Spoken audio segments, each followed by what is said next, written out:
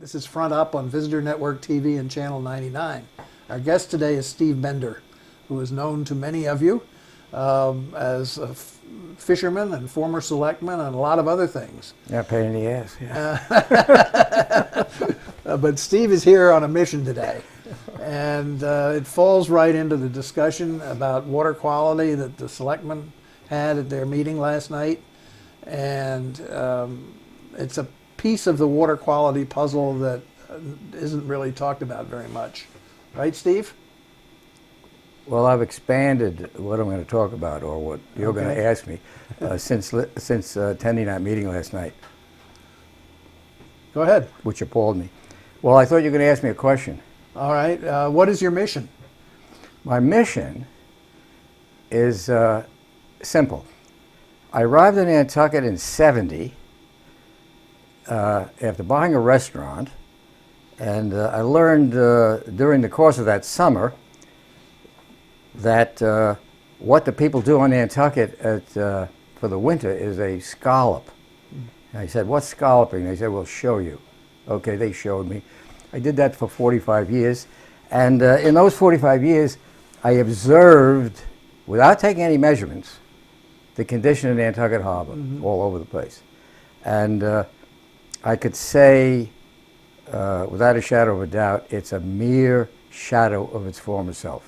In other words, it is a highly compromised piece of water. And although I've been saying this for and pushing this for like 35 years, I don't see much happening to alleviate the pollution. Now,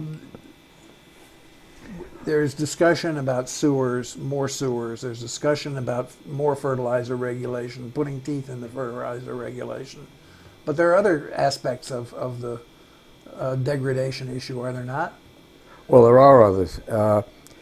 The total nitrate level in the harbor is going up, up, up, up. There's some little perturbations in it, but essentially the level is going up.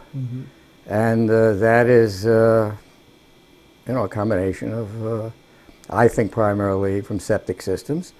And of course, there's an input from the fertilizers. So addressing those two things via sewers and fertilizer regulations are a logical way to go. Of course, if you're at the meeting last night, the town council gave a little blurb on how you would promulgate new fertilizer regulations, and it's extremely time-consuming, legally complex, and long-term. The ones that we had, which are minimal, are grandfathered. To put any new one in, It has to be approved by the Planning and Economic Development Commission, a right? state also. Well, that's a state agency. Yeah. So, but It's a long process. it is a long process, and the sewering's a long process. Oh, the sewering, yeah.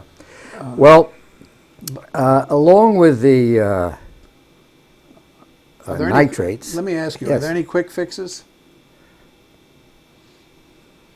Well, in your view? I hate I used it twice now. There are no quick fixes now, and I believe it's in hindsight is kind of ridiculous. But nothing was done over the past 35 years in the area of septic systems. In other words, we had for all this time an untrained health officer, and who was particularly not proactive. Proactive means that 35 years ago you had to start talking to the state and telling them that although you don't like tight tanks, you have to really look into this carefully and so forth and so on. None of this happened. None of this happened. And now we have met probably, with all the new houses I see going up in the watershed, great big ones. The last count I heard was something like 700 plus. I wouldn't be surprised if there's 800 buildings in the watershed. Well, in these houses, you'll have dishwashers, washing machines, sinks, showers, etc., and toilets and so on. And the nitrates already doing in the harbor. Here's an aside, which it appalled me that it wasn't mentioned last night at the meeting. The total nitrogen content of the upper harbor, for instance, is, and I don't remember exactly what the units are, but it's like 0.45, 0.5, I think it's maybe milligrams per cc or something of total nitrogen, something like that. At any rate, eelgrass is compromised and in fact doesn't really grow. It's not an environment for eelgrass when the total nitrogen is above 0.35. For instance, I found out this summer, after 15 years of being lied to, that the vessels in the boat basin, the large 100-foot, 90-foot, 80-foot plus vessels with their crew and their guests, and my estimate is that the number of crew and guests there in the summer is probably comparable to the number of people in hotels. All of their, practically all of their, there are a few vessels that are plumbed so that their gray water gets mixed with their black water, which is pumped. Their sinks, their washing machines, Showers, their showers, their dishwashers, what they use to wash the boats. all goes directly into Nantucket Harbor. I asked this captain this summer. I said, how come? They aren't hooked up to pumping stations? He said, Mr. Bender, if you hooked up that, and he points to some of the boats on the, tax evasion row. They all say they say Cayman Islands and so on. He says, if you were to hook one of those boats up to a pump to evacuate their gray water, he said they would be pumping 24 hours a day. He said, how many pumps do you think the boat basin has? He says, probably none, or a few. He said, so we all these years, have dumped directly into Nantucket Harbor. All the effluent from our, etc. And then there's one other set of chemicals. The surfactants haven't been looked at all. The people in Woods Hole years ago told me you cannot have high concentrations of surfactants and a healthy shellfish harbor. 2000, I tried to stop the washing down of vessels with a warrant in the town meeting. It was, people cried and screamed and yelled, and it was voted down. And I used that just as a tip of the iceberg, because the washing down of vessels, of course, adds surfactants, but it's small compared to the septic systems and the vessels. The other set of chemicals are so-called like Roundup. What are those called, Sarah? Glyphosate. Yeah, glyphosate. No, but I mean, what's the Herbicides and the herbicides? Right. Herbicides, and this is an observation with no measurement. The eelgrass concentration in Nantucket Harbor was going down, down, down, down. At last night's meeting, they said between 1995 and 2015, we lost between 30 and 35% of the eelgrass. But between 1970 and 1995, we probably lost already 70% of the eelgrass. So that The claim was made last night that we've lost up to 40%. since '95. Right. Yeah, it was, the reason I say 35, because there was three different numbers. Right. It was 30, and this Yeah, part of but Harbor it wasn't 35. 70. It and wasn't this- 70. I said, from 1970 to 95, Okay, all right, which they haven't looked at. all right. I looked at it. Everybody who's ever fished this 70s and 80s has looked at it. And I don't even want to describe it. It was so beautiful compared to what it is now.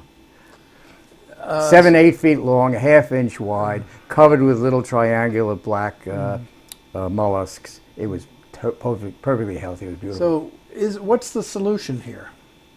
Well, the solution is very simple. The big part of the solution is the sewering, or then they had a water quality meeting at the Selectmen's about a year ago, or some number of months ago. About a year. About a year, yeah.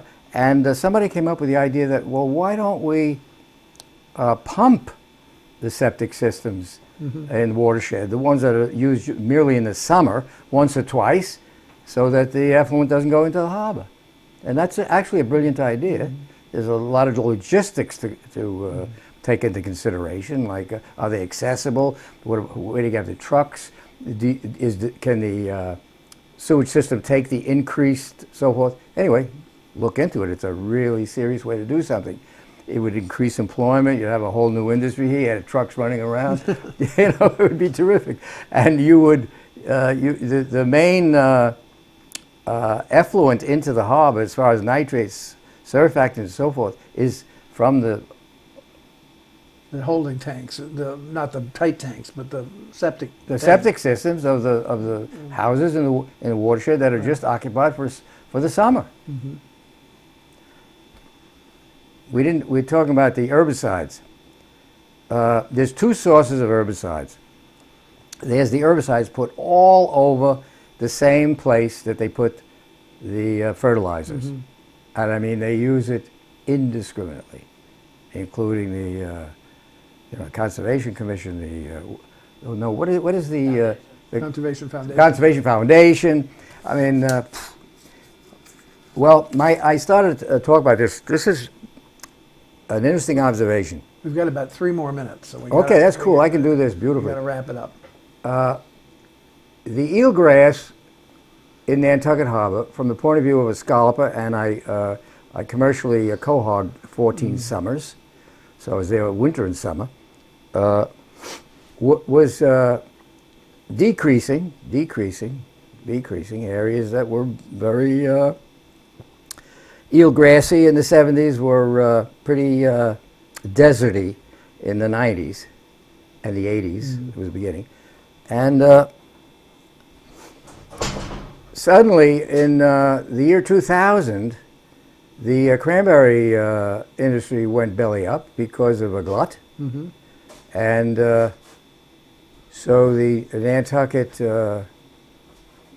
Conservation Foundation. no, they closed the bogs down except for a small piece, about 1/3 of it, which they operated organically. And if you watched, which I did, I mean, I didn't watch it, it just 2001, 2, 3, 4, 5, 6, 7, the eelgrass started to proliferate everywhere. Sometime around 2007, 2008, 2009, I don't know exactly when, they put the stuff back online, the rest of the bog, with the same regimen. The regimen in cranberry bogs is massive amounts of herbicides, fungicides, and pesticides.